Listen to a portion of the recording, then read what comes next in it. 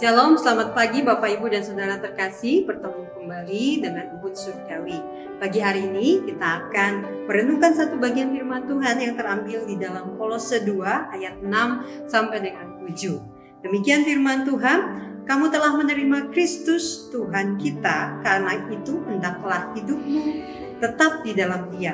Hendaklah kamu berakar di dalam Dia dan dibangun di atas Dia.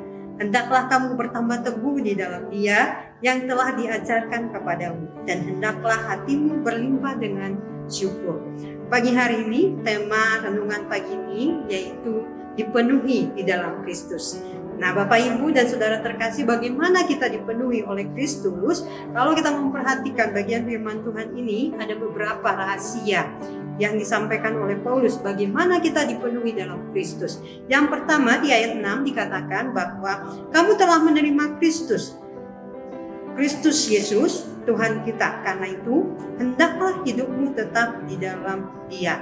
Jadi rahasia yang pertama adalah bagaimana kita dipenuhi oleh Kristus adalah tetap di dalam Kristus, tetap di dalam Dia.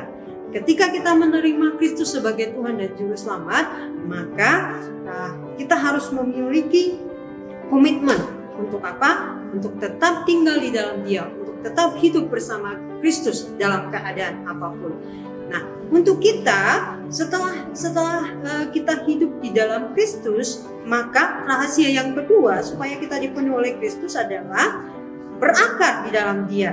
Nah, ketika kita sudah hidup di dalam Kristus, maka kita perlu berakar di dalam Kristus.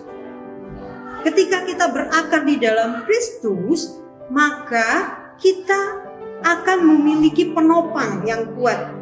Kristus menjadi sumber segala sesuatu dalam kehidupan kita.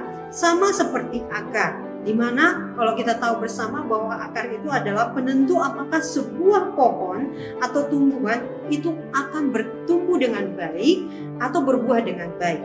Nah, karena itu kita perlu untuk berakar. Berakarnya di dalam Kristus.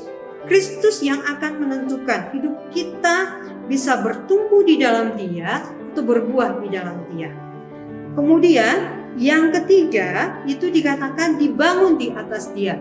Dibangun di atas Dia berbicara tentang fondasi, berbicara tentang bagaimana hidup kita memiliki dasar yang kuat untuk dibangun di dalam Dia. Karena itu, Bapak Ibu, mari senantiasa menjadikan Kristus menjadi dasar dalam kehidupan kita. Kemudian yang keempat yaitu dikatakan di ayat 7, kita hendaklah bertambah teguh di dalam iman. Jadi setelah kita tadi hidup di dalam Kristus, kemudian kita berakar di dalam Kristus, kemudian kita dibangun di dalam Kristus, kemudian kita harus teguh di dalam iman kita. Teguh di sini berbicara tentang apa? Tidak mudah diombang-ambingkan oleh apapun. Punya pendirian dan tidak goyah oleh karena apapun. Tetap memiliki harapan dan memelihara iman kita kepada Kristus dalam situasi apapun. Berpegang teguh pada kebenaran dalam keadaan apapun. Dan yang terakhir, rahasia bagaimana supaya kita dipenuhi dalam Kristus adalah dikatakan, dan hendaklah hatimu melimpah dengan syukur. Melimpah dengan syukur artinya menjadikan rasa syukur sebagai gaya hidup kita dalam kehidupan sehari-hari. Dalam keadaan apapun kita tetap berkata bahwa Tuhan kita adalah Tuhan yang baik, dan kita bisa mengucap syukur, berterima kasih dalam keadaan apapun. Tetap bisa merasakan kebaikan Tuhan dalam keadaan apapun. Dan tetap merasakan sukacita. Karena apa?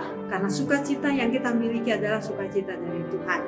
Mari Bapak Ibu, kita selalu dipenuhi oleh Kristus dengan cara apa? Tetap tinggal di dalam Dia, berakar di dalam Dia, dibangun di dalam Dia, teguh di dalam Dia, dan senantiasa melimpah dengan syukur.